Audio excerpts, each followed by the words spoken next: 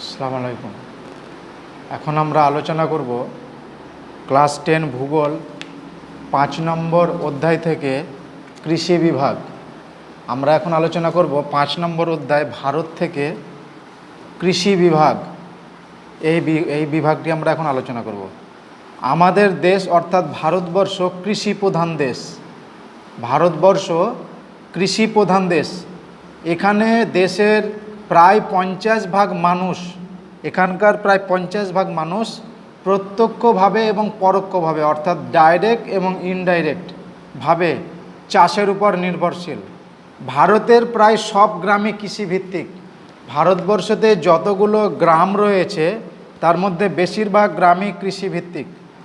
জাতীয় আয়ের প্রায় 15% আসে কৃষি থেকে, অর্থাৎ সরকারের ফান্ডে বা সরকারের রাজকোষে বা সরকারের ভাণ্ডারে যে দেশীয় আয় জমা হয় তার মধ্যে 15% আসে কৃষি বিভাগ থেকে।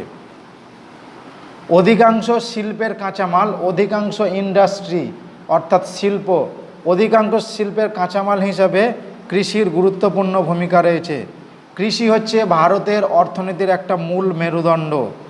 শত শত বছর ধরে গড়ে ওঠা কৃষিকাজ এদেশে ঐতিহ্যতে পরিণত করেছে। আমাদের দেশের প্রধান উন্নতির মূল কারণ হচ্ছে কৃষিকাজ। কৃষিকাজ কি? কৃষিকাজ হলো জমি থেকে ফসল উৎপাদন করাই হচ্ছে কৃষিকাজ।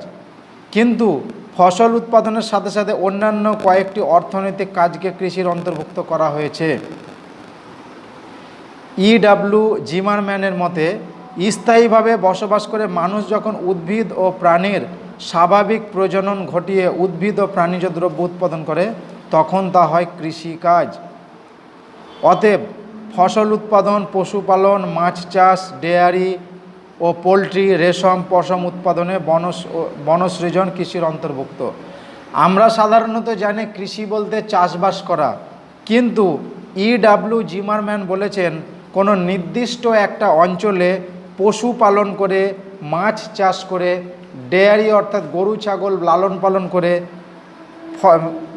তাদের বৃদ্ধি ঘটানোটাও এক ধরনের কৃষি, অর্থাৎ এটাও কৃষিকাজের অন্তর্ভুক্ত। ভারতের কৃষি ব্যবস্থার কয়েকটি বৈশিষ্ট্য রয়েছে। প্রথম বৈশিষ্ট্য হচ্ছে 1 নম্বর, জীবিকা সত্তাভিত্তিক কৃষি, অর্থাৎ ভারতবর্ষের বেশিরভাগ মানুষ কৃষির উপর নির্ভরশীল, অর্থাৎ কৃষিকেই তার জীবিকা বলে ধরে রেখেছে। কৃষির উপর জনসংখ্যার চাপ। ভারতের জনসংখ্যা অত্যন্ত বেশি, তাই বেশিরভাগ মানুষ কৃষির উপর নির্ভরশীল। তাই জনসংখ্যা বাড়ার সাথে সাথে কৃষির উপর একটা বিশাল চাপ পড়ছে। কৃষিতে পশু শক্তির প্রাধান্য। ভারতবর্ষের কৃষিতে পশু শক্তির একটা বড় ভূমিকা রয়েছে। যদিও এখনও যন্ত্রচালিত বিভিন্ন যন্ত্রের মাধ্যমে জমিতে ধান কাটা, ধান মাড়াই করা ইত্যাদি কাজগুলো করা হচ্ছে, তবুও ভারতবর্ষের এখনও পর্যন্ত বেশিরভাগ জায়গায় পশুর মাধ্যমে কৃষিকাজ করা হয়, যেমন লাঙল দেওয়া, সেচ কাজ করা, ফসল ঝাড়াই করা ইত্যাদি। মৌসুমি বৃষ্টির উপর নির্ভরশীলতা। ভারতবর্ষের কৃষিকাজ মৌসুমি বায়ুর উপর সম্পূর্ণভাবে নির্ভরশীল। এখানে খামখেয়ালি মৌসুমি বায়ুর জন্য ভারতে কৃষিকাজে কখনো কখনো কিছুটা ক্ষতি হয়। জলসেচের ব্যবহার। ভারতবর্ষের মোট কৃষির 1/3 জলসেচের উপর নির্ভরশীল। বৃষ্টির জল ছাড়াও ভারতের কৃষিকাজ প্রায় 1/3 সেচ কাজের উপর, অর্থাৎ খাল কেটে, নদী নালা কেটে তার উপরে নির্ভরশীল।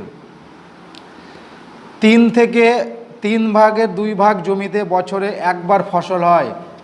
3/2 অর্থাৎ 3/2 জমিতে বছরে একবার ফসল হয়। মৌসুমি বায়ুর খামখেয়ালিপনায় কৃষিকাজ ব্যাহত হয়। আমাদের দেশে 3 ভাগের মধ্যে 2 ভাগ জমিতে ফসল চাষ হয়, আর বাকি 1 ভাগ হয় না, সেটা মৌসুমি বায়ুর খামখেয়ালি আগমনের ফলে। ক্ষুদ্রাকৃতি জমিজট। বর্তমানে ভারতবর্ষের কৃষি ধীরে ধীরে বিভক্ত হতে শুরু করেছে, কারণ জনসংখ্যা বৃদ্ধির ফলে এখানে একটা জমি টুকরো টুকরো হয়ে তার পরবর্তী বংশের মধ্যে ভাগ হতে শুরু করেছে, ফলে কৃষি জমি টুকরো হতে হতে একটা ছোট জায়গায় চলে এসছে। ফলে সেই ছোট জমিতে যন্ত্রপাতি ব্যবহার করা, উন্নত যন্ত্রপাতি ব্যবহার করে জমি চাষ করা সম্ভব হয় না। ধরে নাও একটা জমি 1 বিঘা ছিল, 1 বিঘা মানে 20 কাঠা, তো 1 বিঘা জায়গা ছিল, তো সে 1 বিঘা জায়গাটা হয়তো 4 ভাইয়ের মধ্যে ভাগ হয়ে গেল। পরবর্তীকালে সেই 4 ভাগে ভাগ হয়ে যাওয়ার পর সেই ভাগ হয়ে যাওয়া জমিটা আবার ভাগ হয়ে গেল। তো এইভাবে ছোট ছোট টুকরো হয়ে যাওয়াতে জমিতে যন্ত্রপাতি ব্যবহার করা খুব কঠিন হয়ে গেছে এবং ভারতবর্ষতে জনঘনত্ব খুব বেশি, অর্থাৎ পাশাপাশি মানুষের বাসস্থান, জনসংখ্যার চাপ, এই সমস্ত কারণগুলো জমি ভারতবর্ষতে খুব কম, চাষযোগ্য জমি অনেকটা কমে গেছে। অন্যদিকে আমরা যদি আমেরিকা যাই বা অন্যান্য আরও বিদেশি কান্ট্রিতে যাই, তাহলে সেখানে দেখব তাদের জনঘনত্ব খুব কম, অর্থাৎ একটা লোকের এইখানে হয়তো একটা বাড়ি আছে, তারপর দেখা গেলো অনেক দূরে 5 কিলোমিটার 6 কিলোমিটার যাওয়ার পর দেখা গেলো আর একটা বাড়ি। এইভাবে বিদেশের বাড়িগুলো লক্ষ্য করা যায়। ফলে তাদের চাষাবাদে এখনও প্রচুর জমি রয়েছে। কীটনাশক ও রাসায়নিক সারের অনিয়ন্ত্রিত ব্যবহার। বর্তমানে আমরা জমিতে ফসল তাড়াতাড়ি পাওয়ার জন্য আমরা জমিতে প্রচুর পরিমাণে কীটনাশক এবং রাসায়নিক সার ব্যবহার করে থাকি, যা একটা পরিবেশ দূষণের সমস্যার কারণ হয়ে দাঁড়িয়ে গেছে। খাদ্যশস্যের প্রাধান্য। এদেশের প্রচুর লোকের খাদ্যের যোগানের জন্য খাদ্যশস্য উৎপাদনের প্রাধান্য বেশি, বাণিজ্যিক শস্য কম। অর্থাৎ আমাদের দেশে জনসংখ্যা বেশি বলে আমরা বাণিজ্যিক ফসল অর্থাৎ পাট, চা বা অন্যান্য যে বাণিজ্যিক ফসল বা অর্থকারী ফসলগুলো রয়েছে সেইগুলো উৎপাদন বাদ দিয়ে আমরা আগে কি খাবো, অর্থাৎ আমাদের খাদ্যশস্য যেমন ধান, গম, জোয়ার, বাজরা, রাগি, এইগুলো চাষের উপরে আমরা বেশি জোর দেই। তার জন্য আমরা বাণিজ্যিক ফসল বেশি উৎপাদন করতে পারি না। পশু খাদ্যের অভাব। ভারতবর্ষে পশুর সংখ্যা, ভারতে গৃহপালিত পশুর সংখ্যা পৃথিবীর অন্যান্য দেশের চেয়ে সব থেকে বেশি। এদেশে পশুর জন্য তেমন কোনো ফসল চাষ হয় না, যা চাষ হয় মানুষের জন্য, এবং মানুষের সেই উৎপন্ন ফসল থেকে যা অবশিষ্ট পড়ে থাকে তাই পশুর খাদ্য হিসাবে ব্যবহৃত হয়। বহু শস্যের উৎপাদন। সুবিশাল দেশের বিভিন্ন অংশে জলবায়ু, ভূপ্রকৃতি, মৃত্তিকা ইত্যাদি তারতম্যের কারণে বিভিন্ন অঞ্চলে বিভিন্ন ফসলের চাষ হয়। পৃথিবীর অন্য কোনো দেশে এত ধরনের ফসলের চাষ হয় না। ভারতে খাদ্যশস্য বেশি চাষ হয়, তবে খাদ্যশস্য বেশি চাষ হলেও ভারতবর্ষের কিছু কিছু জায়গা রয়েছে যেখানে বহু শস্য চাষ হয়, অর্থাৎ একই জমিতে কখনো ধান, কখনো গম, কখনো ভুট্টা, অর্থাৎ নানা ধরনের ফসল একই জমিতে কখনো চাষ করা হয়। কিন্তু আমাদের এখানে বাণিজ্যিক ফসল বা অর্থকারী ফসলের উপরে গুরুত্ব কম, অর্থাৎ পাট, তুলো এই জাতীয় ফসলের উপর গুরুত্ব খুব কম। কিন্তু অন্যান্য খাদ্যশস্য যেগুলো রয়েছে, খাবারের শস্য, সেগুলো অনেকটা চাষ হয়। তাহলে এই হলো ভারতের কৃষি ব্যবস্থার বৈশিষ্ট্য। এবার আমরা ফসলের শ্রেণীবিভাগ আলোচনা করব। ফসলের শ্রেণীবিভাগ এবার আমরা আলোচনা করব। ব্যবহার অনুযায়ী, অর্থাৎ ব্যবহার অনুযায়ী আমরা ভারতের কৃষিজ ফসলকে যে ভাগে ভাগ করতে পারি তা হলো খাদ্য ফসল। 1 নম্বর হচ্ছে খাদ্য ফসল, 2 নম্বর তন্তু ফসল, 3 নম্বর বাগিচা ফসল, 4 নম্বর অন্যান্য ফসল বা যাকে বলা হয় হর্টিকালচার মানে অন্যান্য ফসল। খাদ্য ফসল হিসেবে আমরা যেগুলোকে খাদ্যরূপে ব্যবহার করি সেগুলো হচ্ছে খাদ্য ফসল, যেমন ধান, গম, জোয়ার, বাজরা, মিলেট এইগুলো। তন্তু ফসল, যে সকল ফসল উৎপাদন হয় আঁশ বা তন্তু সংগ্রহের জন্য, অর্থাৎ যে ফসলের আঁশ থেকে তুলো বা কার্পাস এই জাতীয় যে উপাদানগুলোকে আমরা বের করি সেগুলো হচ্ছে তন্তু ফসল। অর্থাৎ যে ফসলের আঁশকে আমরা ব্যবহার করি, যে ফসলের আঁশ আমরা বাণিজ্যিক কাজে ব্যবহার করি তাকে বলা হয় তন্তু ফসল, তাকে বাণিজ্যিক ফসল বা তন্তু ফসল বা অর্থকারী ফসল বলা হয়। যেমন কার্পাস, পাট, শন, এগুলোকে আমরা এই ফসলগুলো আমরা আঁশকে ব্যবহার করি। বাগিচা ফসল, ক্রান্তীয় ও উপক্রান্তীয় অঞ্চলে যে সমস্ত বাণিজ্যিক ফসলগুলি চাষ হয়, বাণিজ্যিক ফসল অর্থাৎ ব্যবসা করার জন্য যে ফসলগুলি চাষ হয় সেগুলো হলো চা, কফি, রাবার, অর্থাৎ বাগান করে এই ফসলগুলো চাষ করা হয়, তার জন্য এর নাম হচ্ছে বাগিচা ফসল। এগুলো সাধারণত বাণিজ্যিক ফসল। অর্থাৎ এগুলো থেকে ব্যবসা বাণিজ্য করা হয়, বাণিজ্যিক ফসল। অন্যান্য ফসল বা হর্টিকালচার, এছাড়াও বাজারে বিক্রির জন্য বা খাওয়ার জন্য যে সমস্ত ফসলগুলো চাষ হয় বা অর্থ উপার্জনের জন্য যে সমস্ত ফসলগুলো চাষ হয় সেগুলো হচ্ছে হর্টিকালচার। যেমন শাকসবজি, ফল, ফুল, এগুলো হলো বাণিজ্যিক ফসল বা হর্টিকালচার। তাহলে ব্যবহার অনুযায়ী আমরা ফসলকে 4 ভাগে ভাগ করলাম। এবার আমরা ঋতু অনুযায়ী ভাগ করব। আমরা জানি আমাদের 4টি ঋতু, সেই 4টি ঋতুর মধ্যে আমরা যে ফসল রয়েছে সে ফসলকে আমরা 3 ভাগে ভাগ করব। প্রথমটা হচ্ছে খারিফ শস্য, দ্বিতীয়টা হচ্ছে রবি শস্য অর্থাৎ রবি ফসল, তৃতীয়টা হচ্ছে জাইদ ফসল। খারিফ ফসল হলো ভারতে যখন মৌসুমি বায়ু প্রবেশ করে, অর্থাৎ ভারতবর্ষে যখন মৌসুমি বায়ু প্রবেশ করে জুন জুলাই মাসে বোনা শুরু হয় এবং নভেম্বর ডিসেম্বর মাসে তোলা শুরু হয়। অর্থাৎ ভারতবর্ষে মৌসুমি বায়ুর আগমনের সময় যে ফসল জুন জুলাই মাসে চাষ করা হয় এবং নভেম্বর ডিসেম্বর মাসে সেই চাষ তুলে নেওয়া হয় সেটাকে বলা হয় খারিফ ফসল। যেমন আমন ধান, কার্পাস, এগুলো জুন জুলাই মাসে চাষ করা হয় এবং নভেম্বর ডিসেম্বর মাসে তুলে নেওয়া হয়।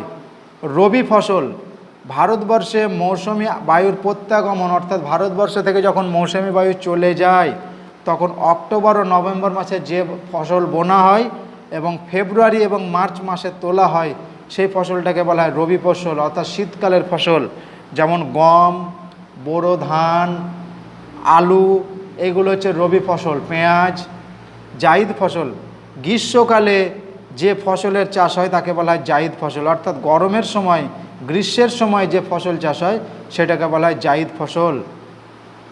এই ফসল চাষে জল কম লাগে এবং জলসেচের খুব একটা প্রয়োজন হয় না। যেমন বাদাম, আউশ ধান, এগুলো হচ্ছে খারিফ শস্য, জাইদ ফসল। অর্থাৎ যে ফসল গ্রীষ্মকালে চাষ হয় এবং যে ফসলে জল কম লাগে এবং জলসেচ ততটা লাগে না সেইগুলো হচ্ছে জাইদ ফসল। এবার আমরা চলে আসবো খাদ্য ফসল ও বাগিচা ফসলের মধ্যে পার্থক্য কী। খাদ্য ফসল যেগুলো আমরা খেয়ে থাকি আর বাগিচা ফসল যেগুলোকে বাগান করে চাষ করা হয়, এটা আমরা আগেই দেখলাম। তো প্রথমে আমরা চলে আসবো খাদ্য ফসল। খাদ্য ফসল অতি প্রাচীনকাল থেকে এই ফসল চাষ হয়ে আসছে। সাধারণত মানুষের জীবিকা নির্বাহের জন্য এই খাদ্য ফসলের একটা গুরুত্বপূর্ণ ভূমিকা রয়েছে। বাগিচা ফসল সবেমাত্র শুরু হয়েছে যখন আমাদের দেশে বিদেশিরা প্রবেশ করে, যেমন ব্রিটিশরা, পর্তুগিজরা বা অন্যান্য যে সমস্ত বিদেশি শক্তি ভারতবর্ষেতে প্রবেশ করে, তখন থেকে আমরা চায়ের চাষ শিখি, আলুর চাষ শিখি। তাহলে বাগিচা ফসল আমরা অনেক পরে শিখি, কিন্তু খাদ্য ফসল প্রাচীনকাল থেকে চলে আসছে। প্রকৃতি খাদ্য ফসলে চাষি নিজেই নিজের জমিতে ফসল উৎপাদন করে।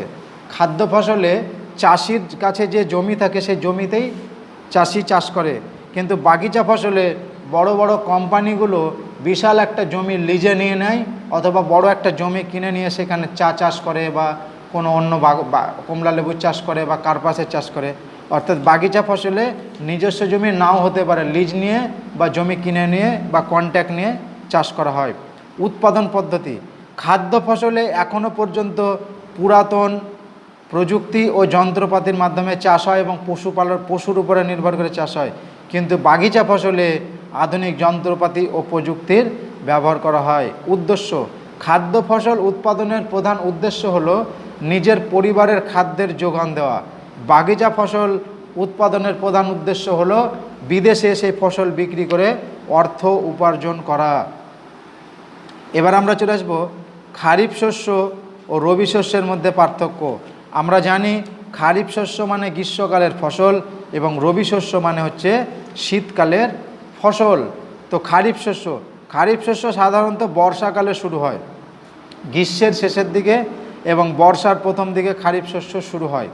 রবি শস্য শীতকালে শুরু হয়, সময়টা আমি আগেই বললাম কোন সময় শুরু হয়। জলসেচ খারিফ শস্য মৌসুমি বায়ুর উপর নির্ভরশীল, কিন্তু জলসেচের সময় মৌসুমি বায়ু থাকে না, বৃষ্টিপাতও হয় না, তাই জলসেচের উপর নির্ভরশীল। খারিফ শস্য খামখেয়ালিপনার মৌসুমি বায়ুর উপর নির্ভরশীল, মানে খামখেয়ালি মৌসুমি বায়ু খারিফ শস্যের উৎপাদনে ব্যাঘাত সৃষ্টি করে অর্থাৎ ডিস্টার্ব করে, কিন্তু রবি ফসলে ততটা ডিস্টার্ব হয় না, কারণ এখানে যেহেতু জলসেচের ব্যবস্থা থাকে, অর্থাৎ যখন খুশি তখন জল পাওয়া যায়। খারিফ শস্য, সারা ভারত জুড়ে খারিফ শস্য বেশি পরিমাণে চাষ হয়। রবি শস্য, সারা ভারতের মধ্যে শুধুমাত্র যে জায়গায় সেচের ব্যবস্থা আছে, অর্থাৎ জলসেচের ব্যবস্থা আছে, সেই জায়গাতেই রবি ফসল চাষ করা যায়, কারণ রবি ফসলের জন্য জলসেচের দরকার। তাই যেখানে বৃষ্টিপাত নেই সেখানে রবি ফসল চাষ হয় না। তো এই হলো বিভিন্ন প্রকার খাদ্য এবং তাদের পার্থক্য। এবার আমরা বিভিন্ন প্রকার ফসলের মধ্যে আমরা চলে আসবো। প্রথম একটা খাদ্যশস্য যার নাম ধান। এবার আমরা প্রথম একটা খাদ্যশস্য চলে আসবো যার নাম ধান। আমাদের প্রধান কৃষিজ ফসল হলো ধান। আমাদের প্রধান কৃষিজ ফসল হলো ধান। এখন আমরা আলোচনা করব এই ধান চাষের জন্য কি ধরনের প্রাকৃতিক পরিবেশ দরকার। ধান চাষের জন্য কি ধরনের প্রাকৃতিক পরিবেশ দরকার। পরীক্ষায় প্রশ্ন আসে যে কোনো একটা ফসলের ভৌগোলিক পরিবেশ সম্পর্কে আলোচনা করা হবে। তো ধান চাষের যে ভৌগোলিক পরিবেশ সেটি সাধারণত দুই প্রকার, এক প্রাকৃতিক পরিবেশ, দুই অর্থনৈতিক পরিবেশ। এক প্রাকৃতিক পরিবেশ, দুই অর্থনৈতিক পরিবেশ।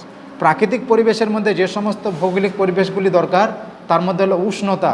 ধান চাষের জন্য 20 থেকে 30 ডিগ্রি সেন্টিগ্রেড উষ্ণতা দরকার। 15 ডিগ্রি উষ্ণতাতে শীতকালে বোরো ধানের চাষ হয়। ধান চাষের জন্য গড়ে 100 থেকে 200 সেমি বৃষ্টিপাত হয়, তবে চারা গাছ বড় হওয়ার সময় কমপক্ষে 15 সেমি বৃষ্টি দরকার। ধান গাছে প্রচুর জলের দরকার হয়, তাই এই ফসলকে তৃষ্ণার্ত ফসল বলা হয়।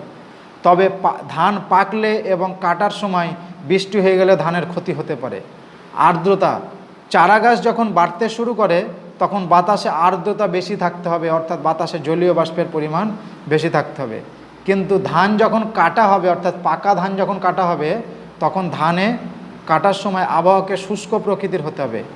মাটি, নদী উপত্যকার উর্বর পলি মাটি, এঁটেল মাটি, দোআঁশ মাটিতে ধান চাষ খুব ভালো হয়। জমিতে জল জমে থাকা ধান চাষের পক্ষে ভালো, তবে কাদাযুক্ত জমি হলে ভালো হয়। ভূমিরূপ, নদী উপত্যকা অর্থাৎ নদীর ধার, বদ্বীপ অঞ্চল এবং সমভূমি অঞ্চলে ধান চাষ খুব ভালো হয়, কারণ ধান বড় হওয়ার সময় ধান গাছের গোড়ায় জলের দরকার হয়। এবার হচ্ছে অর্থনৈতিক পরিবেশ বা অপ্রাকৃতিক পরিবেশ। ধান চাষের জন্য যে অপ্রাকৃতিক পরিবেশগুলি দরকার সেগুলি হলো শ্রমিক। ধান চাষ করা অর্থাৎ ধান বোনা থেকে কাটা পর্যন্ত দক্ষ এবং সুলভ অর্থাৎ সস্তা শ্রমিক দরকার। জলসেচ, ধান চাষের জন্য জলসেচের প্রয়োজন আছে, অর্থাৎ যখন আমরা বোরো ধান চাষ করব, অর্থাৎ বোরো ধান শীতকালে চাষ হয়, তো বোরো ধান চাষ করার সময় জলসেচের দরকার আছে। উন্নত বীজ, সার, কীটনাশক, ধান চাষের জন্য উন্নত বীজ ব্যবহার করতে হবে, নাহলে ফলন ভালো হবে না। সার ব্যবহার করতে হবে, কীটনাশক ব্যবহার করতে হবে।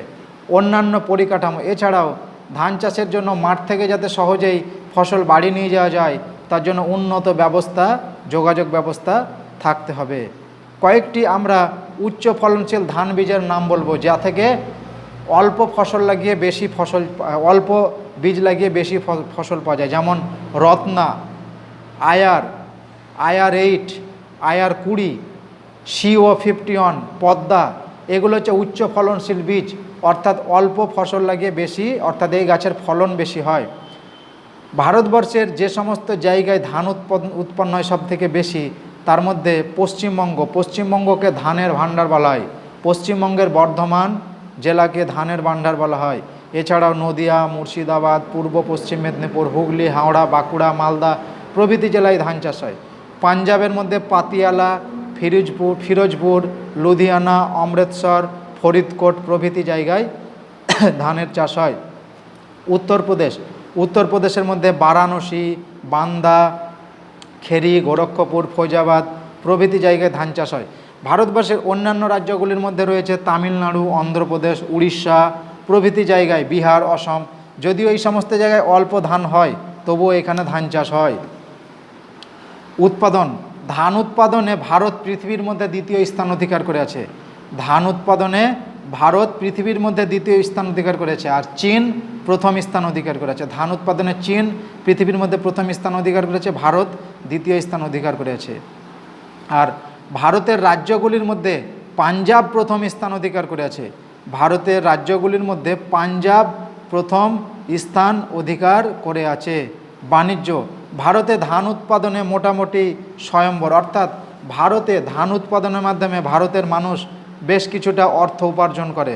ভারতবর্ষের কিছু উন্নত ধান অর্থাৎ উন্নত চাল, সুগন্ধিযুক্ত চাল যেমন বাসমতি, দেরাদুন রাইস, এই জাতীয় চালগুলো মার্কিন যুক্তরাষ্ট্র, ইংল্যান্ড, ফ্রান্স ও মধ্যপ্রাচ্যের দেশগুলিতে ভারত রপ্তানি করে। এই বাসমতি, দেরাদুন এই সমস্ত চালগুলো বিদেশে রপ্তানি হয়। চাল রপ্তানিতে ভারত এখন প্রথম, রপ্তানিতে ভারত এখন প্রথম, কিন্তু উৎপাদনে প্রথম স্থান অধিকার করে আছে চীন, কিন্তু বিদেশে চাল পাঠানোতে এখন প্রথম স্থান অধিকার করে আছে ভারত। এবার আমরা আলোচনা করব গম। গম হচ্ছে একটি শীতপ্রধান ফসল। গম হচ্ছে একটি শীতপ্রধান ফসল। আমাদের দেশে বসন্তকালে এই ফসলের চাষ হয়। ধান থেকে আমরা যে খাদ্য গ্রহণ করি তা হচ্ছে সাধারণত রুটি। পূর্ব ভারতের প্রধান খাদ্য যেমন ভাত, অর্থাৎ পশ্চিমবঙ্গ বা বাংলাদেশ, আমাদের এই অঞ্চলগুলোতে যেমন প্রধান খাদ্য ভাত, তেমনি পশ্চিম ভারত অর্থাৎ পাঞ্জাব, রাজস্থান এই সমস্ত অঞ্চলের মানুষদের খাদ্য হচ্ছে রুটি। গম থেকে আটা, ময়দা, সুজি ইত্যাদি তৈরি করে গমের খড় বায়োমাস শক্তি হিসাবে ব্যবহৃত হয়। এছাড়া গমের যে খড়, সেই খড় থেকে বায়োমাস শক্তি অর্থাৎ বিদ্যুৎ উৎপাদনের জন্য সেই গমের ভুসি থেকে তারা শক্তি উৎপন্ন করে। গম উৎপাদনের জন্য যে অনুকূল পরিবেশ দরকার সেগুলির মধ্যে হলো প্রাকৃতিক পরিবেশ এবং অর্থনৈতিক পরিবেশ। গম চাষের জন্য উষ্ণতা দরকার 15 ডিগ্রি থেকে 20 ডিগ্রি সেন্টিগ্রেড। বৃষ্টিপাত 50 থেকে 100 সেন্টিমিটারের মধ্যে এর বৃষ্টি দরকার। 30 সেমের কম বৃষ্টি অঞ্চলে জলসেচের মাধ্যমে গম চাষ করা হয়। আর্দ্রতা, বীজ অঙ্কুরোদ্গমের সময় অর্থাৎ বীজ যখন বের হবে তখন আর্দ্র শীতল এবং গাছ বাড়ার সময় শুষ্ক আবহাওয়া এবং দানা পুষ্টির সময় কিছু আর্দ্র অবস্থা দরকার। মৃত্তিকা সাধারণত উর্বর দোআঁশ মাটি, বেলে মাটি এবং এঁটেল দোআঁশ মাটিতে গম চাষ খুব ভালো হয়। ভূমি জমিতে জল দাঁড়িয়ে থাকলে গম চাষে খুব ক্ষতি হয়, অর্থাৎ গম গাছের গোড়ায় জল জমে থাকা খুব ক্ষতিকর, এতে গম নষ্ট হয়ে যেতে পারে।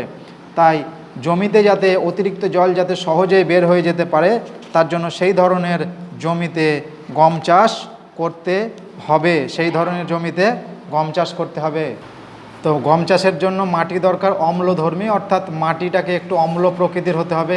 দোআঁশ, বেলে, এঁটেল এই জাতীয় মাটিতে গম চাষ খুব ভালো হয়। ভূমি জমে, আগেই বললাম যে গম গাছের গোড়ায় জল জমে থাকা ক্ষতিকর, তাই তার জন্য সহজে যাতে জল বেরিয়ে যেতে পারে সেই ধরনের জল নিকাশিযুক্ত জমিতে গম চাষ করতে হবে। এবার আসছি অপ্রাকৃতিক পরিবেশ। অপ্রাকৃতিক পরিবেশ হচ্ছে শ্রমিক। ভারতে গম চাষের জন্য এবং গমকে কেটে বাড়িতে আনা পর্যন্ত দক্ষ সুলভ শ্রমিকের দরকার। জলসেচ, ভারতে শীতকালে রবি ফসল হিসাবে গম চাষ করা হয়। আর এই ফসল জলসেচ ছাড়া, অর্থাৎ জলসেচ মানে তো আমরা জানি, আগে আমরা জলসেচ মানে কি জেনেছি, তো জলসেচ ছাড়া এই চাষ সম্ভব নয়। তাই কমপক্ষে 4 থেকে 5 বার সেচের জল দেওয়া যায় এমন জমিতে, এমন জায়গায় গম চাষ করতে হবে। উন্নত বীজ, সার, কীটনাশক এগুলোকে ব্যবহার করতে হবে, তবে গম চাষ ভালো হবে। অন্যান্য পরিকাঠামোর মধ্যে রয়েছে মূলধনের যোগান, অর্থাৎ চাষের জন্য পর্যাপ্ত পরিমাণে যে পয়সার দরকার সে পয়সা থাকতে হবে। উন্নত পরিবহন, সহজে যাতে ফসল বাড়ি নিয়ে যাওয়া যায় এবং বাড়িতে ফসল ঝাড়াই করার পর সেটা যাতে কাছাকাছি কোনো আড়তের মধ্যে বিক্রি করা যায় সেরকমভাবে উন্নত পরিকাঠামো ব্যবস্থা থাকতে হবে। উচ্চ ফলনশীল গম বীজ, ভারতবর্ষে বর্তমানে কল্যাণ সোনা, সোনালিকা, সোনার 64, HI 1531, DBW 16 এগুলো হচ্ছে উচ্চ ফলনশীল বীজ, অর্থাৎ এগুলো থেকে উন্নত মানের গম হয় এবং বেশি পরিমাণে গম হয়। উৎপাদন, গম উৎপাদনে ভারত পৃথিবীর মধ্যে দ্বিতীয় স্থান অধিকার করে আছে। গম উৎপাদনে ভারত পৃথিবীর মধ্যে দ্বিতীয় স্থান অধিকার করে আছে এবং পাঞ্জাব ভারতের মধ্যে প্রথম স্থান অধিকার করে আছে। পাঞ্জাব গম উৎপাদনে ভারতের মধ্যে প্রথম স্থান অধিকার করে আছে। বাণিজ্য, স্বাধীনতার প্রাক্কালে ভারতকে বিদেশ থেকে গম আমদানি করতে হতো, কিন্তু সবুজ বিপ্লবের পর থেকে গম উৎপাদনের জন্য ভারত এখন নিজে নিজেই গম উৎপাদন করতে পারে। অর্থাৎ স্বাধীনতার আগে ভারতকে গম বিদেশ থেকে আমদানি করতে হতো, কিন্তু সবুজ বিপ্লব অর্থাৎ পাঞ্জাবের যে সবুজ বিপ্লব ঘটেছিল, সেখানে চাষের পশ্চিমাঞ্চলে পশ্চিম ভারতে যে সবুজ বিপ্লব ঘটেছিল অর্থাৎ সবুজের উন্নতির জন্য যে প্রচেষ্টা চালানো হয়েছিল, তাতে গমের উৎপাদন অনেকটাই বেড়েছে। তো এই হলো আমাদের গম। এবার আসবো আমরা মিলেট। মিলেট সাধারণত শুষ্ক ও অনুর্বর অঞ্চলের ফসল হলো মিলেট, অর্থাৎ শুষ্ক অঞ্চলে এবং উর্বর জমি দরকার নয়, অনুর্বর জমিতেই এটা হয়, এই ফসল হয়। এর মধ্যে রয়েছে কার্বোহাইড্রেট, প্রোটিন ও ভিটামিন জাতীয় খাদ্য উপাদান বেশি হলেও স্বাদ নিম্নমানের বলে এর জনপ্রিয়তা কম। যদিও এই ফসল অনেক চাষ হয়, কিন্তু এর স্বাদ অনেকটা নিম্নমানের, তার জন্য মানুষের কাছে এর জনপ্রিয়তা খুব কম। তবে আদিবাসী অঞ্চলের প্রধান খাদ্য হলো মিলেট। আদিবাসী অঞ্চলের মানুষরা এই মিলেট বেশি ব্যবহার করে থাকে। মিলেট উৎপাদনের জন্য যে অনুকূল পরিবেশ দরকার তা হলো উষ্ণতা। 20 থেকে 30 ডিগ্রির মধ্যে এর উষ্ণতা দরকার। 15 ডিগ্রি সেন্টিগ্রেডের নিচে নামলে উৎপাদন ভালো হয় না। বৃষ্টিপাত 20 থেকে 75 সেমি বৃষ্টিপাতের মধ্যে এই ফসল ভালো হয়। মাটি ভারী ও হালকা পলি মাটি, লোহিত মাটি, রেগুর মাটি, বেলে মাটি, প্রায় সব মাটিতেই মিলেট চাষ করা যায়। ভূমি সমভূমি, মালভূমি এবং পাহাড়ি অঞ্চলে মিলেট চাষ হয়। অর্থনৈতিক পরিকাঠামো অর্থাৎ অপ্রাকৃতিক পরিবেশ, ভালো সেচ ব্যবস্থা, মিলেট চাষের পক্ষে উপযুক্ত পরিবেশ, উন্নত বীজ, সার, কীটনাশক ইত্যাদি ব্যবহার করেও মিলেটের উৎপাদন বাড়ানো যেতে পারে। ভারতবর্ষের মধ্যে মধ্যপ্রদেশ মিলেট উৎপাদনে প্রথম স্থান অধিকার করে আছে। বাজরা ও রাগি উৎপাদনে প্রথম স্থান অধিকার করে আছে তামিলনাড়ু। বাজরা ও রাগি উৎপাদনে প্রথম স্থান অধিকার করে আছে তামিলনাড়ু। এবার চলে আসবো আমরা ইক্ষু হচ্ছে আখ। এটি ক্রান্তীয় মণ্ডলের ঘাস জাতীয় একটি ফসল। ক্রান্তীয় মণ্ডলের ঘাস জাতীয় ফসল। আখের রস থেকে চিনি, গুড় তৈরি হয়। রস থেকে তৈরি ইথানল গাড়ির জ্বালানি হিসাবে ব্যবহার করা হয়। আবার অনেক সময় আখের রস থেকে ইথানলও তৈরি করা হয়, যা গাড়ির জ্বালানি হিসাবে বর্তমানে ব্যবহার করা হয়। আখের ছিবড়া বায়োমাস জ্বালানি হিসাবে কাজে লাগে, অর্থাৎ আখের ছিবড়া বিভিন্ন প্রকার শিল্প ইন্ডাস্ট্রিতে গ্যাস তৈরি করে বায়োমাস গ্যাস হিসাবে কাজে লাগে। জলবায়ু আখ উৎপাদনের জন্য উষ্ণতা দরকার 20 ডিগ্রি থেকে 26 ডিগ্রি সেন্টিগ্রেড। 20 ডিগ্রি থেকে 26 ডিগ্রি সেন্টিগ্রেড। বৃষ্টিপাত দরকার 75 থেকে 100 সেমি। বৃষ্টিপাত দরকার 75 থেকে 100 সেমি। অধিক বৃষ্টি হলে আখের গাছে ক্ষতি হতে পারে, অর্থাৎ আখের রস কমে যেতে পারে। আর্দ্রতা আখের গাছের চারাকে বলা হয় রেটুন। আখের গাছের চারাকে বলা হয় রেটুন। তো চারা বাড়ার সময় সময় জলবায়ু আর্দ্র হতে হবে এবং আখ কাটার সময় রোদ ঝলমলে শুষ্ক আবহাওয়া থাকতে হবে। অর্থাৎ আখ গাছ যখন বাড়বে তখন জল দরকার, নাহলে রস হবে না। আর যখন কাটা হবে তখন যেন জলবায়ু আর্দ্র না থাকে, কারণ তখন জলবায়ু আর্দ্র হয়ে গেলে তখন রস শুকিয়ে যেতে পারে এবং শুষ্ক আবহাওয়া না থাকলে সেই তখন রসের স্বাদ না থাকতে পারে। সামুদ্রিক বাতাস সমুদ্র এলাকার লবণাক্ত বাতাস যদি পাওয়া যায় তাহলে আখ চাষের পক্ষে খুব ভালো হয়। মাটি চুন ও লবণযুক্ত পলি মাটি, দোআঁশ মাটি ও রেগুর মাটিতে আখ চাষ খুব ভালো হয়। জমিতে জল জমে থাকলে খুব ক্ষতিকর, তাই যে জমিতে সহজেই জল বেরিয়ে যেতে পারবে এই রকম জমিতে আখ চাষ করা যেতে পারে। শ্রমিক ভারতে আখ চাষের জন্য প্রচুর পরিশ্রমের দরকার হয়, তার জন্য সুলভ ও দক্ষ শ্রমিকের প্রয়োজন। আখ কাটার 24 ঘন্টার মধ্যে আখ যাতে আখ কারখানায় নিয়ে যাওয়া যায় তার জন্য সুলভ শ্রমিক এবং পরিবহন ব্যবস্থা ভালো থাকতে হবে, নাহলে রাস্তায় যেতে যেতে আখের রস সূর্যের তাপে শুকিয়ে যাবে।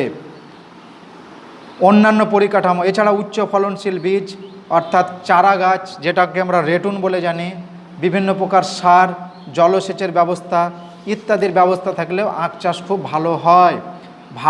ভারত পৃথিবীর মধ্যে দ্বিতীয় স্থান অধিকার করে আছে আখ চাষে, আর ব্রাজিল পৃথিবীর মধ্যে প্রথম স্থান অধিকার করে আছে।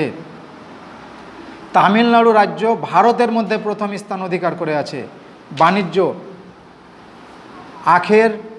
আখের তেমন বাণিজ্য হয় না, তবে আখ থেকে যে চিনি পাওয়া যায় সেই চিনি থেকে বাণিজ্য হয়। আখের রসের কোনো বাণিজ্য হয় না, বা সরাসরি আখ বিক্রি করে কোনো বাণিজ্য হয় না, কিন্তু আখ থেকে যে চিনি বা গুড় তৈরি হয় তা থেকে বাণিজ্য অর্থাৎ ব্যবসা বাণিজ্য করা যায়।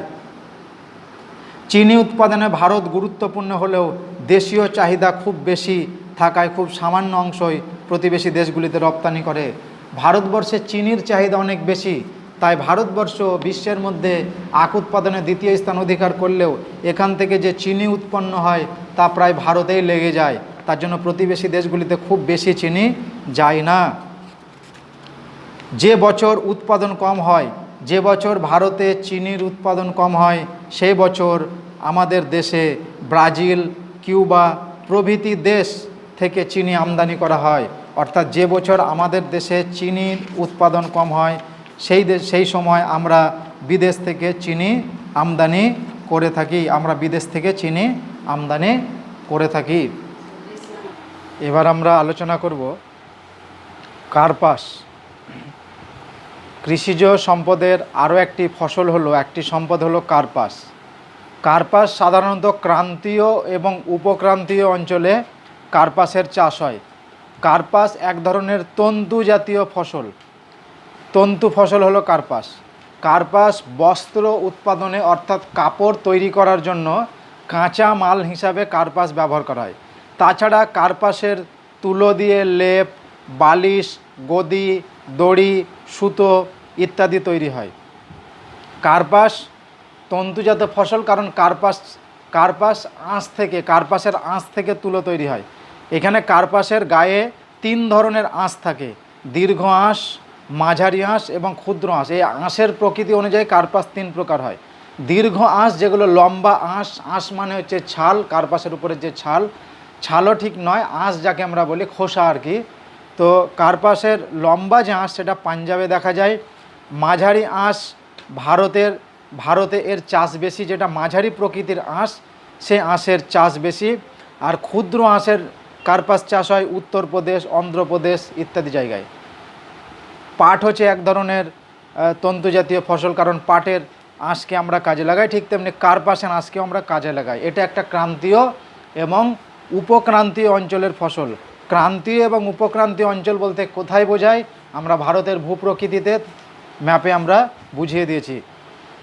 তাহলে ম্যাপের যে ভিডিওটা আগে ভূপ্রকৃতি আলোচনা করা হয়েছে সেখানে ভালোভাবে আমরা ক্রান্তীয় এবং উপক্রান্তীয় অঞ্চলটা বলে দেওয়া হয়েছে। তো এই হচ্ছে কার্পাস। এখন কার্পাস চাষের জন্য যে অনুকূল পরিবেশ দরকার, তার মধ্যে পরিবেশটা হচ্ছে 2 প্রকার। এক হচ্ছে প্রাকৃতিক পরিবেশ, 2 হচ্ছে অর্থনৈতিক পরিবেশ বা অপ্রাকৃতিক পরিবেশ। প্রাকৃতিক পরিবেশের মধ্যে প্রথম হচ্ছে জলবায়ু। কার্পাস চাষের জন্য উষ্ণ আবহাওয়া দরকার, অর্থাৎ গরম আবহাওয়া দরকার। কার্পাস চাষের জন্য উষ্ণ আবহাওয়া দরকার এবং সূর্যের কিরণ এবং সূর্যের তাপ প্রচণ্ড পরিমাণে দরকার। তুলো চাষে জলবায়ু গুরুত্ব বেশি। তুলো চাষের জন্য গড়ে 20 থেকে 27 ডিগ্রি সেন্টিগ্রেড উষ্ণতার প্রয়োজন। অর্থাৎ কার্পাস চাষের জন্য উষ্ণতা একটু বেশি দরকার হয়, অর্থাৎ 20 থেকে 27 ডিগ্রি বা 30 ডিগ্রি পর্যন্ত কার্পাস চাষের জন্য দরকার।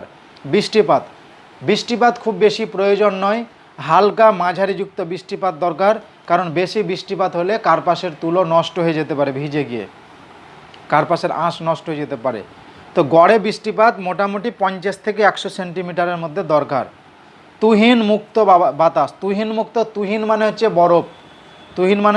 তো তুহিন মুক্ত বাতাস। অত্যাধিক শীত ও তুহিন তুলা চাষের পক্ষে ক্ষতিকর। খুব শীত অথবা শীতল বাতাস, শীতল আবহাওয়া তুলো চাষের পক্ষে ক্ষতিকর, কারণ শীতল বায়ুতে আবহাওয়া থাকে শুষ্ক প্রকৃতির, আর শুষ্ক আবহাওয়ায় তুলোর যে বীজ অর্থাৎ তুলোর যে ফল সেটা ফেটে যেতে পারে এবং ফেটে গিয়ে সব তুলো বাইরে বেরিয়ে যেতে পারে। তার জন্য খুব শীতল আবহাওয়া দরকার নয়, হালকা উষ্ণ আবহাওয়ার দরকার। শীতল আবহাওয়া বা ঠান্ডা আবহাওয়া হলে তুলোর কার্পাসের আঁশ নষ্ট হয়ে যায়। আর্দ্রতা ও সূর্যকিরণ। তুলো গাছ বৃদ্ধির সময় বাতাসে আর্দ্রতা বেশি থাকা প্রয়োজন, অর্থাৎ তুলো গাছ যখন বাড়ে তখন বাতাসে আর্দ্রতা দরকার, মানে একটু স্যাঁতস্যাঁতে আবহাওয়া দরকার। কিন্তু তুলার গুটি পাকার সময় আর্দ্রহীন শুষ্ক ও রোদ ঝলমলে আবহাওয়া দরকার। কিন্তু যখন তুলার যে গুঁটি, সে গুঁটি যখন পাকতে শুরু করে সেই সময় একটু আর্দ্রহীন অর্থাৎ একটু শুষ্ক প্রকৃতির, কিন্তু শীত নয়, একটু সামান্য শুষ্ক প্রকৃতির রোদ ঝলমলে আবহাওয়া দরকার। মৃত্তিকা উর্বর লবণাক্ত হালকা চুন মিশ্রিত দোআঁশ মাটি তুলো চাষের পক্ষে খুব অনুকূল। ভারতের রেগুর মাটিতে কার্পাস চাষ বেশি হয় ও পলি মৃত্তিকাতেও কার্পাস চাষ হয়। ভূপ্রকৃতি গাছের গোড়ায় জল জমে থাকা খুব ক্ষতিকর, তাই উত্তম জল নিকাশি ব্যবস্থা থাকা দরকার। অর্থাৎ জল যাতে গাছের গোড়ায় না জমতে পারে, যতটুকু দরকার গাছ নিয়ে নেবে, বাকিটা গড়ে চলে যাবে, এই রকম অবস্থা থাকা দরকার। শ্রমিক তুলা চাষের জন্য যথেষ্ট শ্রমিকের দরকার আছে, অর্থাৎ গাছ পরিচর্যা করা, গাছ লাগানো, গাছ থেকে আঁশ ছাড়ানো, গুটি তোলা ইত্যাদি কাজের জন্য প্রচুর সুলভ অর্থাৎ সস্তা দরের শ্রমিক দরকার এবং দক্ষ শ্রমিক দরকার, অর্থাৎ কাজে যারা দক্ষ। জলসেচ বৃষ্টিপাত কম হলে তুলো চাষের জন্য জলসেচের দরকার আছে, অর্থাৎ যে এলাকাতে যদি বাই চান্স বৃষ্টি না হয় তাহলে সেই এলাকাতে যাতে সহজে জলসেচ, কোনো সাবমার্সিবল টিউবওয়েল বা এমনি যেগুলোকে আমরা ডিপ শ্যালো বলে থাকি, তারপরে নলকূপ, তারপরে ক্যানেল, ফিটার ক্যানেল, এই সমস্ত জলসেচের জন্য ব্যবস্থা থাকে। সার ও কীটনাশক কার্পাসের উৎপাদন বাড়ানোর জন্য উচ্চ ফলনশীল বীজ, সার এবং কীটনাশক অর্থাৎ গাছের গোড়ায় যাতে গাছের মধ্যে যাতে পোকা লেগে ফলটাকে নষ্ট না করে, তার জন্য কীটনাশক ব্যবহার করতে হবে।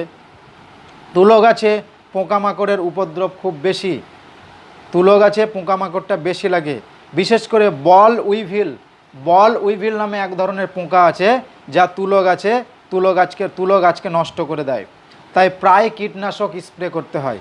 অন্যান্য পরিকাঠামো কার্পাস একটি বাণিজ্যিক ফসল, আবার অর্থকারী ফসল। বাণিজ্যিক মানে এটাকে এই ফসলকে দিয়ে আমরা ব্যবসা বাণিজ্য করে থাকি। তো রপ্তানির জন্য অর্থাৎ বিদেশে বিক্রি করার জন্য বা পার্শ্ববর্তী অঞ্চলগুলিতে বিক্রি করার জন্য যেন উন্নত পরিবহন ব্যবস্থা থাকে।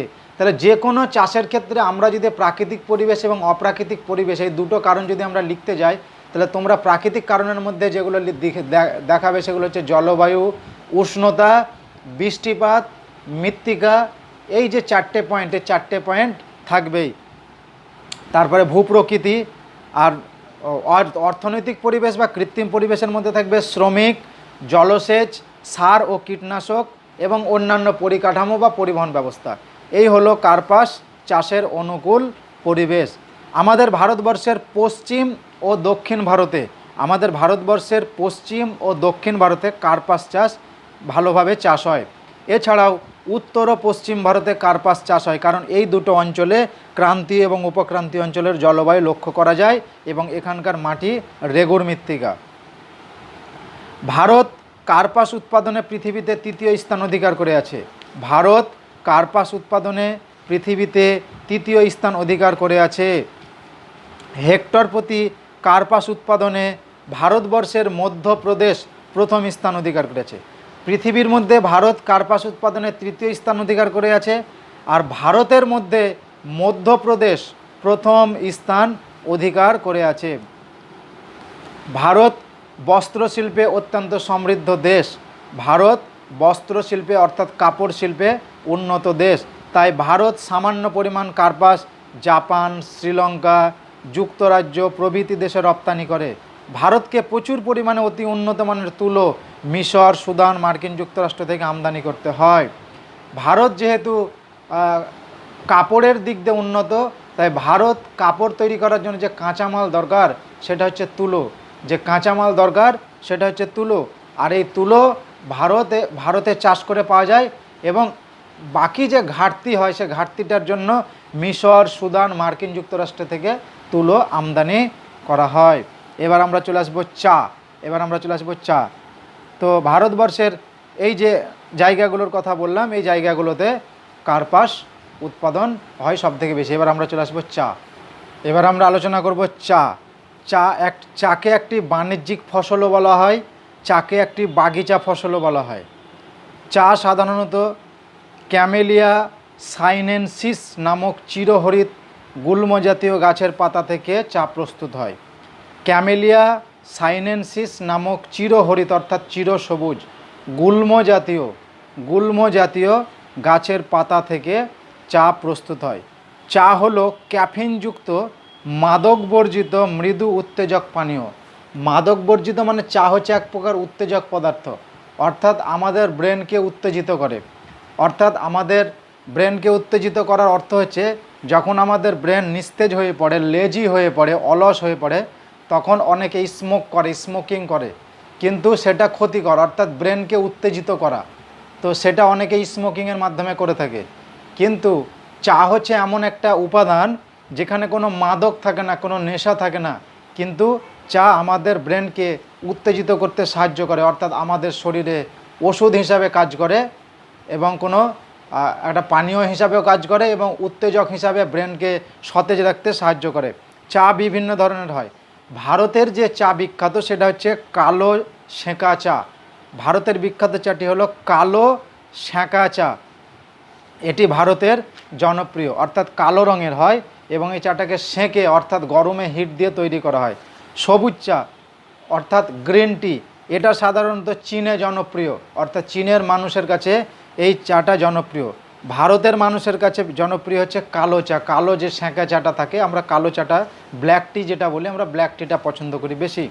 আর চীনের মানুষ গ্রিন টি অর্থাৎ সবুজ চা এবং স্টক চা। স্টক চা হচ্ছে রাশিয়ায় বিখ্যাত, রাশিয়ার মানুষের কাছে জনপ্রিয় হচ্ছে স্টক চা।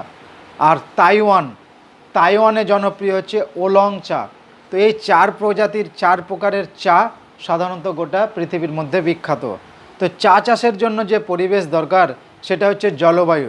প্রথমে চা চাষের জন্য উষ্ণতা 20 ডিগ্রি থেকে 30 ডিগ্রি সেন্টিগ্রেড দরকার, অর্থাৎ খুব শীতও নয় আবার খুব গরমও নয়, 20 থেকে 30 ডিগ্রি মাঝারি উষ্ণতার মধ্যে চা চাষ ভালো হয়।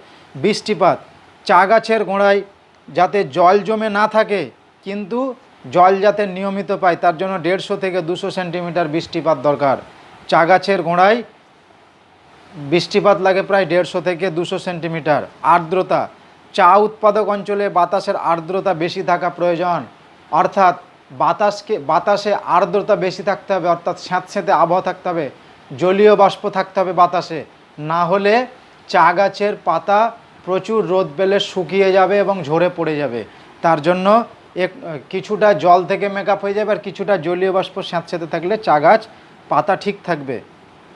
তার জন্য তুহিন চা চাষে ক্ষতি করে। যদি প্রচণ্ড তুষার বা তুহিন শীত যদি থাকে সেটাও আবার চা চাষে ক্ষতি করে, কিন্তু মৃদু কুয়াশা, হালকা কুয়াশা চা চাষের পক্ষে খুব উপকারী। প্রকৃতপক্ষে চায়ের স্বাদ ও গন্ধ উষ্ণতা ও আর্দ্রতার উপর নির্ভর করে। উষ্ণতা ও আর্দ্রতা যদি ঠিকঠাক পায় তাহলে একটা চায়ের যে গন্ধ এবং স্বাদ থাকা দরকার সেটা প্রকৃতপক্ষে পাওয়া যাবে।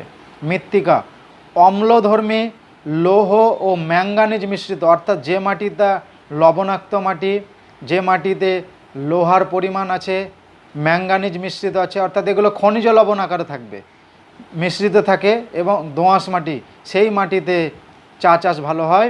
এবং ফসফরাস ও পটাশ মিশ্রিত পার্বত্য মৃত্তিকাতে চা চাষ করা হয়, অর্থাৎ মাটিতে ফসফরাস ও পটাশ থাকতে হবে। ভূপ্রকৃতি, চা গাছের গোড়ায় জল জমে থাকা খুব ক্ষতিকর, তাই ঢালু পাহাড়ি অঞ্চলে বা পার্বত্য অঞ্চলে চায়ের চাষ হয়। চা চাষের জন্য পাহাড়ের গায়ে ধাপ কেটে কেটে চা চাষ করা হয়। ভূপৃষ্ঠের 1 থেকে 2000 মিটার উচ্চতায় সবচেয়ে ভালো জাতের চা চাষ হয়। ভালো জাতের চা পেতে গেলে ভূপৃষ্ঠ থেকে 1000 থেকে 2000 মিটার উচ্চতায় চা চাষ করতে হবে, তার চেয়ে নিচু অঞ্চলে চা চাষ করলে চায়ের কোয়ালিটি ভালো থাকবে না। ছায়া প্রদানকারী বৃক্ষ, তাহলে বললাম বৃষ্টিপাত দরকার, আবার বাতাসে আর্দ্রতা থাকা দরকার, অর্থাৎ জলীয় বাষ্পপূর্ণ স্যাঁতস্যাঁতে আবহাওয়া দরকার, প্লাস চা গাছের পাতা যাতে শুকিয়ে না যায় তার জন্য আরও একটি ব্যবস্থা করতে হবে। চায়ের বাগানের মিডিলে এমন গাছ লাগাতে হবে যে গাছের পাতাগুলো বড় বড়, যে গাছের পাতাগুলো বড় বড়, অর্থাৎ সেই গাছের পাতা বড় হলে সেই গাছের পাতা থেকে ছায়া তৈরি হবে এবং চা গাছের পাতাগুলো শুকিয়ে যাবে না। তাই চা গাছের বাগানে বাগানে বড় বড় পাতাযুক্ত গাছ লাগাতে হবে। তার জন্য চা বাগানের অনেক এলাকার মানুষরা কি করে, তারা এমন গাছ লাগায় যেন সেই গাছটা থেকে ফলও পাওয়া যায় এবং চা চাষেও সুবিধা হয়ে যায়। তার জন্য অনেকে আম গাছ লাগায়, কেউ কলা গাছও লাগায়, এরকম বিভিন্ন ধরনের গাছ তারা লাগায়। অর্থনৈতিক পরিবেশ বা অপ্রাকৃতিক পরিবেশ, শ্রমিক, চা চাষের জন্য খুব দক্ষ শ্রমিক দরকার। তার জন্য পর্যাপ্ত পরিমাণে দক্ষ ও সুলভ শ্রমিক যাতে পাওয়া যায়, তবে চা চাষ করা খুব সহজ। এবং চা চাষের জন্য মহিলা শ্রমিক বেশি দরকার, মহিলা বা শিশু শ্রমিক বেশি দরকার। কারণ এই চা গাছের পাতা তোলার সময় খুব সূক্ষ্ম আঙুলের বা সূক্ষ্ম হাতের প্রয়োজন হয়, এবং সেই সূক্ষ্ম আঙুল একটা বাচ্চাদের বা মহিলাদের হয় বলে মহিলা এবং শিশুদেরকে চা গাছের পাতা তোলানোর কাজে নিয়োজিত করা হয়। কিন্তু বর্তমানে মহিলা শ্রমিক বা শিশু শ্রমিকদের পরিবর্তে এখন বর্তমানে অনেক উন্নত ধরনের মেশিন বেরিয়ে গেছে। মূলধন, চা গাছ লাগানো থেকে ফ্যাক্টরিতে পাঠানো পর্যন্ত প্রচুর মূলধনের প্রয়োজন হয়। তাই চায়ের বাগান পরিচর্যা থেকে চা লাগানো, কীটনাশক প্রয়োগ করা, সব কিছু করার জন্য যথেষ্ট মূলধনের দরকার আছে। তাই উপযুক্ত পরিমাণে মূলধন থাকলেও চা গাছের সুবিধা হয়। পরিবহন, চা পাতা তোলার পর, আখের মতো চা পাতা তোলার পর যাতে খুব সহজেই চা ফ্যাক্টরিতে নিয়ে যাওয়া যায়, অর্থাৎ কাছাকাছি যেন ফ্যাক্টরি থাকে তার ব্যবস্থা করতে হবে, না তো রাস্তায় যেতে যেতে চা পাতা ঝলসে যাবে এবং শুকিয়ে যাবে। কারখানা, পাতা তোলার পর চা প্রস্তুতের জন্য চা বাগিচার নিকটে কারখানা স্থাপনের উপযুক্ত পরিকাঠামো থাকা প্রয়োজন। চা চাষ এমন জায়গায় করতে হবে যে জায়গার আশেপাশে যেন চায়ের ফ্যাক্টরি বা চায়ের কারখানা থাকে, চা তৈরি করার কারখানা থাকে। ভারতবর্ষের মধ্যে আসাম, পশ্চিমবঙ্গ, দক্ষিণ ভারতের তামিলনাড়ু, কেরালা, কর্ণাটক, এই 5টি রাজ্যে ভারতের মোট 98% চা উৎপন্ন হয়। চা উৎপাদনে ভারত পৃথিবীতে দ্বিতীয় স্থান অধিকার করে আছে, আর চীন প্রথম স্থান অধিকার করে আছে। রাশিয়া, ইরান, আরব আমিরশাহী, ইংল্যান্ড, মার্কিন যুক্তরাষ্ট্র প্রভৃতি দেশ ভারত থেকে চা আমদানি করে, অর্থাৎ ভারত থেকে চা কিনে নেয়। ভারত রাশিয়ার সর্বাধিক চা রপ্তানি করে, ভারত রাশিয়ায় সর্বাধিক চা রপ্তানি করে, অর্থাৎ ভারত থেকে রাশিয়ায় সব থেকে বেশি চা যায়। তো আমাদের দেশে চা উৎপাদনে প্রথম স্থান অধিকার করে আছে আসাম। চা উৎপাদনে প্রথম স্থান অধিকার করেছে আসাম। এবার আমরা আলোচনা করব কফি। চায়ের মতো কফিও একটি বাগিচা ফসল। কফি চায়ের মতো মৃদু উত্তেজক মাদকহীন পানীয় পদার্থ। উন্নত দেশগুলিতে কফির প্রচলন খুব বেশি, অর্থাৎ শীতপ্রধান দেশে, অর্থাৎ যে সমস্ত অঞ্চলে ওয়েদার সবসময় শীতপ্রধান, সেই সমস্ত অঞ্চলে কফির প্রচলন সবথেকে বেশি। আফ্রিকার ইথিওপিয়া, আমরা ইতিহাসে নাম শুনেছি, আফ্রিকার ইথিওপিয়ার কাফা অঞ্চলে প্রথম এই গাছের সন্ধান পাওয়া যায় বলেই এর নাম কফি। কফি বিভিন্ন ধরনের হয়, যেমন আরবীয় বা মোচা কফি। উৎকৃষ্ট শ্রেণীর এই কফির চাষ ভারতে খুব কম, অর্থাৎ 30% হয়। রোবস্টা কফি, কিছুটা নিম্নমানের এই কফির চাষ ভারতে 70% হয়। এবং লাইবেরীয় কফি, এটি ইনস্ট্যান্ট কফি। জামাইকা বা ব্লু মাউন্টেন কফি, এর গন্ধ হচ্ছে তীব্র ঝাঁঝালো প্রকৃতির, তীব্র গন্ধ। তো এই 4 ধরনের কফি আমরা সাধারণত দেখতে পাই। কফি চাষের জন্য যে অনুকূল পরিবেশ দরকার সেগুলো হচ্ছে জলবায়ু। চায়ের মতো কফিও উপক্রান্তীয় জলবায়ু অঞ্চলের ফসল। এখানে 20 ডিগ্রি থেকে 30 ডিগ্রি উষ্ণতা দরকার। উচ্চভূমিতে অর্থাৎ উঁচু অঞ্চলে 15 ডিগ্রি থেকে 20 ডিগ্রি উষ্ণতাতেও কফি চাষ করা যায়।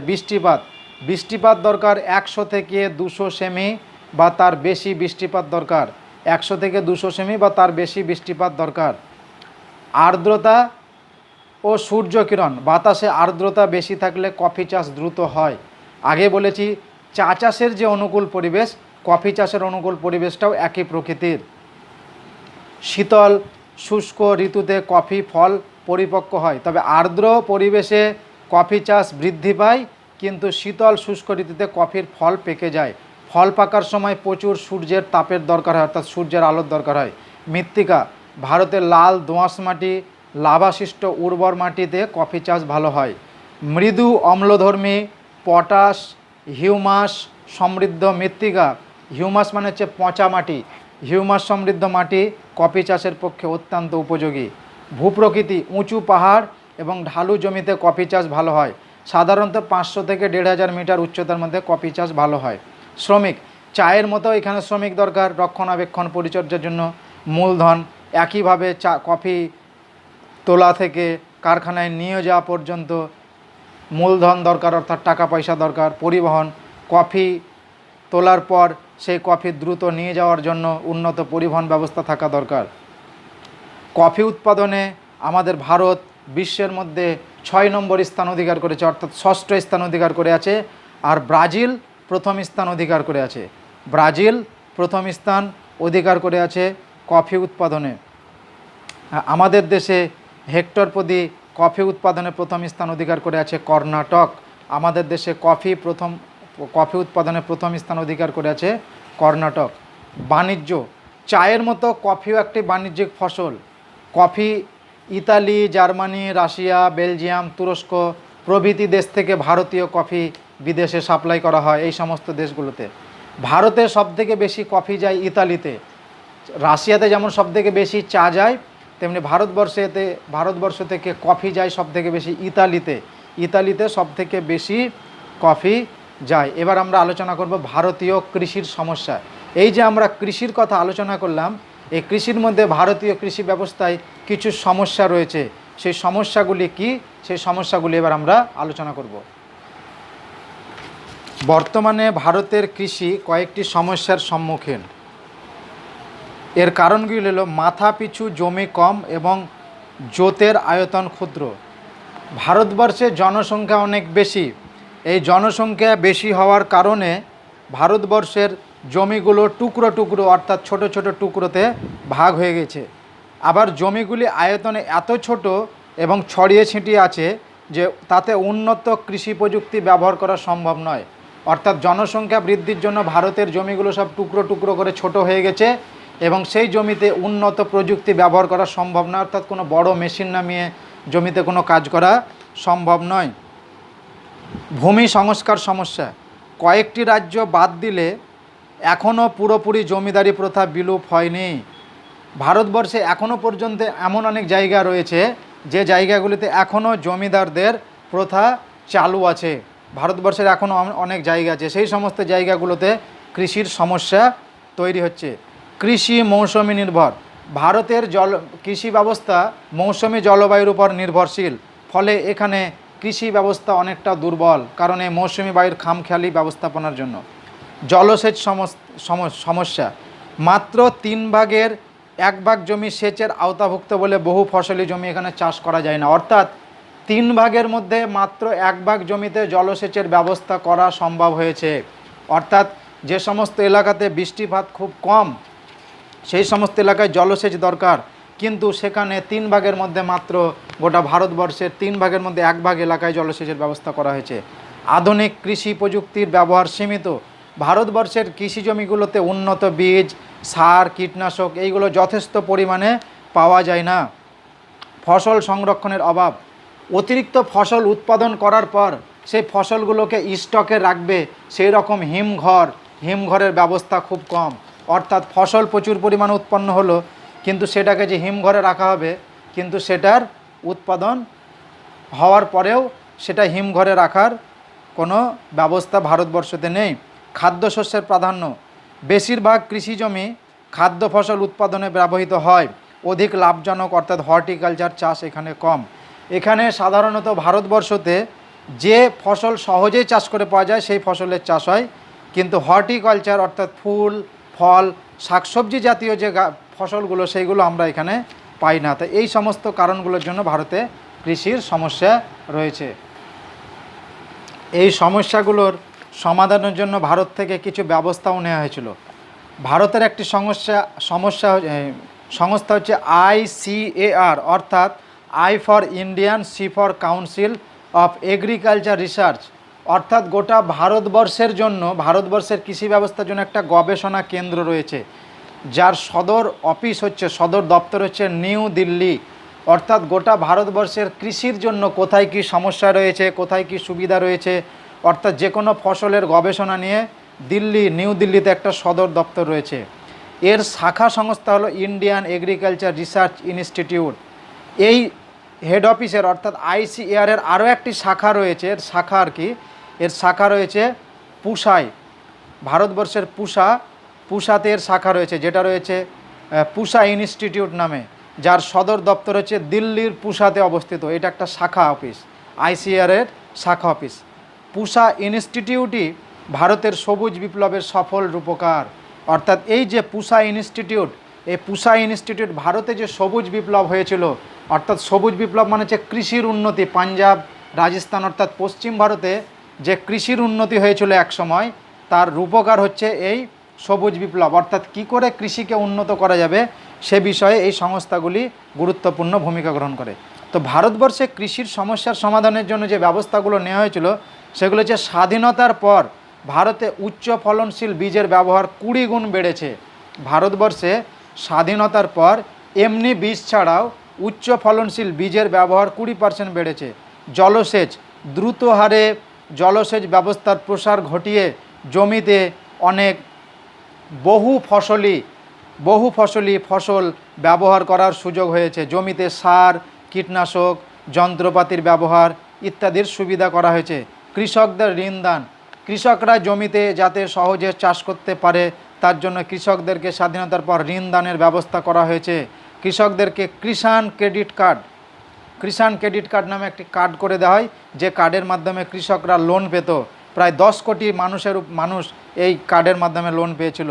কৃষি বিমা, কৃষকদের ফসল নষ্ট হয়ে গেলে তারা ইন্স্যুরেন্সের মাধ্যমে সেই ক্ষতিগ্রস্ত ফসলের যাতে বিমা পায় তার ব্যবস্থা সরকার করে দেয়। সবুজ বিপ্লবের প্রসার, উত্তর ও পশ্চিম ভারতে গম উৎপাদনেই নয়, শুধুমাত্র উত্তর বা পশ্চিম ভারতেই নয়, সারা ভারতে যাতে গম উৎপাদনে উন্নতি লাভ করে তার জন্য সবুজ বিপ্লবের প্রসার ঘটানো হয়, যেটি কাজ করেছিল ICAR ও IARI এই দুটি সংস্থা। 100 দিনের প্রকল্প, বর্তমানে 100 দিনের কাজ, সরকার 100 দিনের কাজের মাধ্যমে জমির অনাবাদি জমিগুলোকে আবাদি জমি করিয়ে 100 দিনের প্রকল্প চালু করে। কৃষি বৈচিত্র্যের উপর গুরুত্ব আরোপ, বর্তমানে ভারত সরকার একই জমিতে যাতে বিভিন্ন ধরনের ফসল উৎপাদন করা যায় তার জন্য নানা প্রকার ব্যবস্থা গ্রহণ করে। ভারতে যে সমস্ত অঞ্চলগুলিতে সবচেয়ে বেশি ফসল উৎপন্ন হয় তার মধ্যে হলো উত্তর পশ্চিম ভারতের পাঞ্জাব, হরিয়ানা, এটা হচ্ছে সবচেয়ে বেশি কৃষি সমৃদ্ধ অঞ্চল। এখানে গম, ধান, ভুট্টা, মিলেট, কার্পাস, আখ, তৈলবীজ, ডাল, বিভিন্ন ফল, শাকসবজি আমাদের ভারতবর্ষের উত্তর পশ্চিম ভারতে পাঞ্জাব ও হরিয়ানাতে সবচেয়ে বেশি উৎপন্ন হয়। এখন প্রশ্ন হলো পাঞ্জাব ও হরিয়ানাতে এত কৃষির উন্নতি কেন? কারণ আমরাই আগেই জানি যে একটা জমিতে চাষ করতে গেলে তার যে পরিবেশ দরকার সেই পরিবেশটা পাঞ্জাব এবং হরিয়ানাতে খুব অনুকূল পরিবেশ রয়েছে। যেমন এখানকার সমতল ভূমি এবং উর্বর মাটি কৃষি চাষের পক্ষে খুব অনুকূল। এখানকার জলবায়ু মাঝারি প্রকৃতির, বৃষ্টিপাত মাঝারি প্রকৃতির। পশ্চিমী ঝঞ্ঝার প্রভাবে এখানে শীতকালেও বৃষ্টিপাত হয়। আমরা জলবায়ু চ্যাপ্টারে পড়লাম এই চ্যাপ্টারের যে এখানে পশ্চিমী ঝঞ্ঝা অর্থাৎ পশ্চিমী ঝামেলার ফলে এখানে বৃষ্টিপাত হয়, তার জন্য শীতকালেও এখানে ফসল চাষ করা যায়। জলসেচ, এখানে জলসেচের উন্নত ব্যবস্থা রয়েছে। পরিকাঠামো, এখানকার যোগাযোগ ব্যবস্থা, পরিবহন ব্যবস্থা খুব ভালো। এই দুই রাজ্যে রয়েছে 4টি কৃষি বিদ্যালয়, অর্থাৎ কৃষি নিয়ে, এগ্রিকালচার নিয়ে, চাষাবাদ নিয়ে পড়াশোনা করার জন্য 4টি বিশ্ববিদ্যালয় এখানে রয়েছে। কৃষি বিশ্ববিদ্যালয় এখানে রয়েছে যেখানে কৃষি সম্পর্কে গবেষণা করা হয়। এছাড়াও কৃষিভিত্তিক শিল্পের বিকাশ, এখানে কৃষিকে কেন্দ্র করে যে নানা প্রকার শিল্প ইন্ডাস্ট্রি গড়ে উঠতে পারে তাকে নিয়ে এখানে গবেষণা করা হয়, বা এখানে কৃষিকে নিয়ে শিল্প গড়ে তোলার জন্য যথেষ্ট প্রচেষ্টা রয়েছে। সবুজ বিপ্লব কি? কৃষিবিজ্ঞানী নরম্যান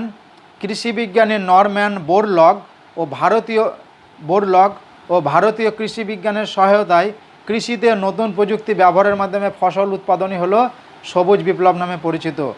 ডক্টর MS স্বামীনাথন হলেন ভারতের সবুজ বিপ্লবের জনক। ডক্টর MS স্বামীনাথন ছিলেন ভারতের সবুজ বিপ্লবের জনক। অর্থাৎ কৃষিতে উন্নত যন্ত্রপাতি, উন্নত বীজ ব্যবহার করে ফসলের উৎপাদন বাড়ানোটাই হচ্ছে সবুজ বিপ্লব। আর ভারতে কৃষিতে সবুজ বিপ্লবের জনক বলা হয় ডক্টর এম.এস. স্বামীনাথনকে। তিনি উত্তর পশ্চিম ভারতে গম উৎপাদনের মাধ্যমে ভারতে প্রথম সবুজ বিপ্লবের সূচনা হয়।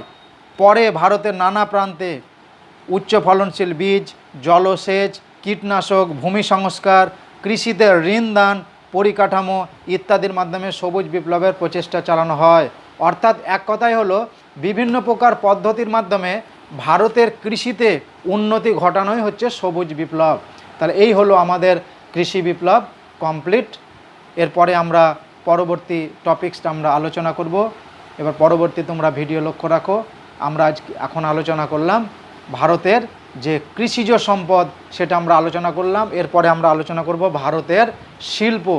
এরপরে 5 নম্বর অধ্যায় থেকে আমরা আলোচনা করব ভারতের শিল্প। আসসালামু আলাইকুম।